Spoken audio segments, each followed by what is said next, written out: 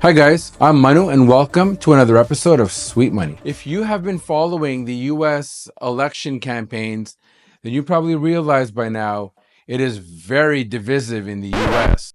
Nah, man, it's divisive. Are you sure? Yeah, I'm sure. I'm kind of sure. Are you positive? Show me some proof. Bro, bro, I'm just an accountant. Sorry, guys, my twin is very rude. I apologize. So, like I was saying, there's a very deep divide in the country. It's almost to the point where guns and weapons and baseball bats might come out. And then I thought to myself, as Canadians, are we any better? Are we any different? And then I thought about it. The past 3-4 years, we've started to follow the exact same patterns. You look at the wars happening around the world, and we've made it seem as if the war is happening in our own backyard. Shootings, threats in malls, throwing stuff off of bridges onto oncoming cars, blockading highways. We have started to encroach in that same territory. And then it got me thinking a little further. What is it that is common between the US and Canada that is kind of pushing us into that same direction, into that same mindset? The only common thread I saw was that it's a government in both countries that have the same ideologies. And I thought it was very interesting. Then it got me thinking even further. And I thought, okay, they're creating the divide, but what else are they doing?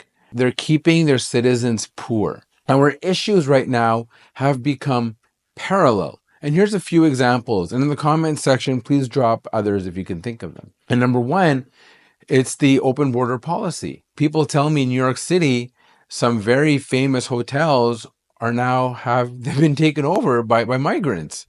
And they look like refugee camps, right? You got tents and people occupying these rooms. We're not any different. We have housing crisis. We hear stories all the time of 8-10 people living in a basement apartment. And then you look at crime. Crime has gone up in both countries, right? We have a catch and release policy. They've implemented a catch and release policy. Then you look at housing. The affordability is it's out of whack. We can't afford homes. US, they're complaining about the same thing. Groceries. Our groceries have gone up 20 to 30% depending on the item over the past 4 years. The Americans are complaining about the same thing. So there's a lot of parallels that are running through our countries, and there's one common thread that ties it all together. Why is the government trying to keep us poor? And that got me to research even further. I was trying to look for trends, and I thought I'd find maybe one or two, but actually I found 5. So sit tight and let's get started. Someone asked me a question. Why are you talking about politics in your video when you're an accountant and your focus is tax, business, money, so on and so forth? And the answer is very simple. Government dictates every single financial policy, every single tax rule that we and you as Canadian citizens and residents adhere to. You cannot talk about tax or finances without bringing in the government. And if someone is not bringing in the government, that is out of fear. And I have to give you guys the truth. That is my fiduciary duty to you. My very first video, are you a sheep or are you a wolf when it comes to your money? I had promised you I would be advisory, I would be your consultant, and I would look after you. So I am fulfilling that promise. And one more thing, it doesn't matter which party you belong to, which party you support, it's irrelevant. But you cannot use the government's policy, good or bad, as an excuse to justify why you are struggling financially. All Canadians were playing in the same sandbox. Some of us are thriving under these rules. Yes, the current government is trying to keep us poor, but that is not a crutch for you to justify why you're in debt or why you're not getting ahead in life or why you're not generating passive income. Reason number 1, if you watch my video, TFSA and RRSP has been decoded. I had mentioned in 2009, the TFSA program was introduced by the PC government. They had set a deposit limit of $5,000. And up until 2022, that limit only increased up until $6,000. That was an increase of 1.3%. It's a compounded interest rate of 1.3%. But as you guys are probably well aware, the inflation between 2009 and 2020 has been hovering between 2 to 2.5%. So why did the government increase the TFSA deposit limit at almost half the inflationary rate? And here's some more food for thought. When the Conservatives came back in power, they increased the TFSA limit to $10,000. They doubled it. As soon as the Liberals came back in power, the first thing they did was they brought the TFSA limit down to $5,500. So why did the government decrease the TFSA deposit limit by $4,500 in one fell swoop? Was it an ego thing? Are they pandering to a certain segment of their voters? Is it a strategy to keep us poor during retirement? Is it a ploy to deliberately reduce our saving capacity? Shouldn't the government increase the limit so that we are not dependent on them? Listen, I'm just presenting facts here. I want you to tell me in the comment section why you think this is happening. Reason number 2, RRSP. In 2023, your RRSP contribution room was $30,780. In 2024, your RRSP contribution room is $31,560. Now that's an increase of 2.5%.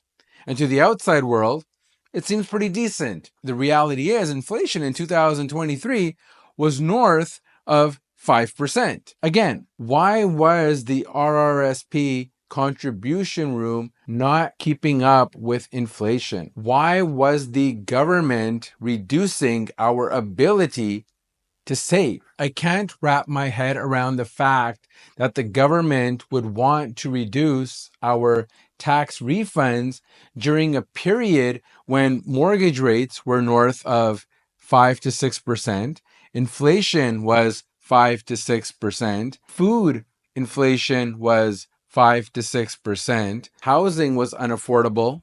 Rent was unaffordable. The unemployment rate was starting to head in the wrong direction. Yet, despite all of this, they restricted our limit that we can save. Reason number 3. In my video titled Canada's Inflation Rate, GDP, Unemployment, and Some Random Thoughts, I talked about the carbon tax. The carbon tax cannot be quantified. It's a tax that's applied at the manufacturing level. So the manufacturer pays a carbon tax, then that cost to the manufacturer is then pushed to the consumer. Now, this carbon tax came into effect right around the time when COVID started. And as we know, a little while after COVID, the economy deteriorated at a very rapid pace. So now, why did the government not scrap this carbon tax for a few years until the economy came back on its track? Why would they add an additional layer of inflation when inflation was already out of control? It seems like a ploy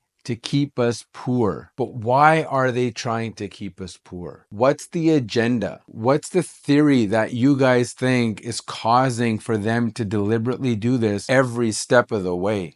Reason number 4. If you've been watching and listening to my stuff, you're fully aware that I'm very disgruntled with the education system. The education system does not provide any education when it comes to finances, business, money management, entrepreneurship, accounting, tax, and the list goes on. Yet, we are all being told to get an education and go find a job. Now, what's the ultimate purpose of finding a job? It's to earn money and to sustain yourself. But if you can't manage that money that is supposed to sustain yourself, how can you thrive in life? And the question becomes, why is the government keeping our children away from such vital education? We're being taught every nonsensical topic of no value, yet we are not being taught the basic fundamentals of society, which is money management. And this leads our society into debt. It leads our society down a path in which they are not ready for retirement, in which they don't know how to save a down payment for a home. They don't know how to develop a positive, healthy relationship with money. What is the mindset behind this? What is the agenda? What is the purpose? What are they trying to achieve by depriving our children? And like I said before, I'm just asking questions. I want you guys to tell me. Reason number 5.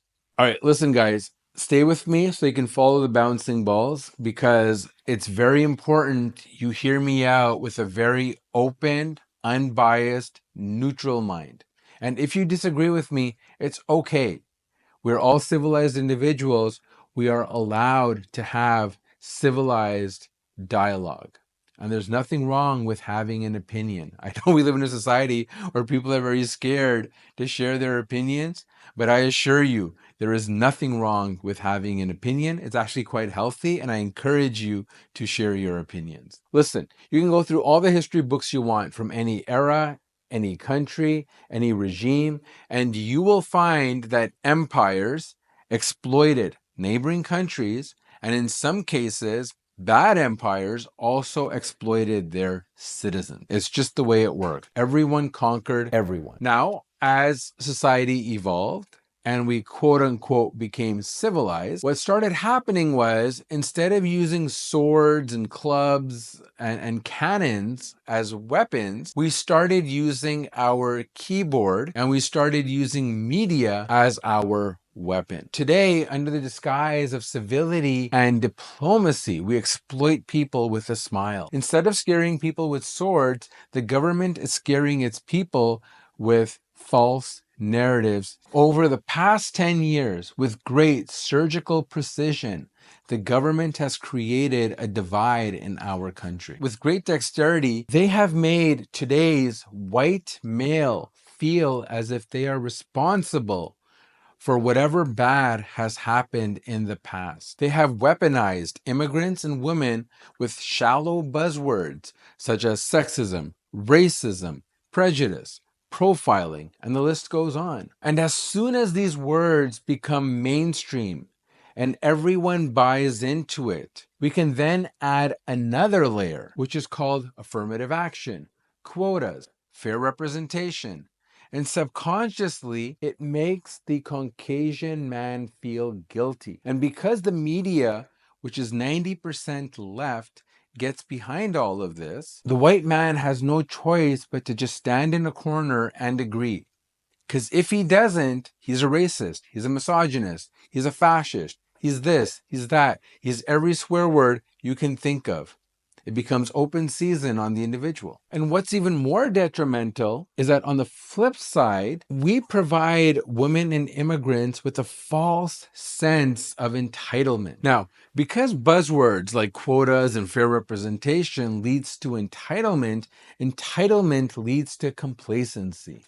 And complacency leads to unproductive behavior. When you get acceptance into a job or a university program based on your skin color or sex, it sends a subconscious message to your brain that you don't belong and you are not worthy. You are getting a hand-me-down. And as soon as the brain gets used to these hand-me-downs, accepting these quotas, they then become comfortable. And as soon as the brain becomes accustomed to affirmative action, quotas, fair representation, you don't feel the pressure to work hard because merit is no longer a measuring stick of who gets through the door and who doesn't. India was ruled by a left government for 70 years. So you have a very large amount of data. And they used the caste system the way we use skin color and sex. And they used caste as a weapon. And it did no good. It created a divide within the country. And this lasted 70 years. We have created a divide in 10 years. Imagine if we had 60 more years of this continuous brainwashing, what would happen to our society? And as soon as these quotas came to an end, India has now become the 5th largest economy. It can't be a coincidence. It can't be a fluke. And our government, the past 10 years, has also used these divisive policies, which has put incompetent people in places where they do not belong. And most of our members in parliament do not belong. Hell, Several of our members in parliament can't even speak English. They don't even have a basic education. They have rudimentary education. We need to have standards here.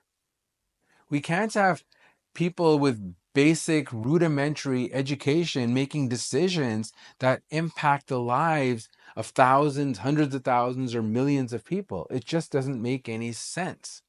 But why are we allowing such unqualified individuals into our government? And once you start breeding a society of entitled people who expect handouts, who expect representation, you now have created a poor, unproductive, lazy, and unthankful society. Because they lack drive and ambition, you can now control them. You can keep them poor. They have now become dependent on social assistance. They have now become dependent on handouts. They have now become your vote bank. Canada is a nation that's built by immigrants like you and I, right? Yet us immigrants are fed up with the nation's immigration policy.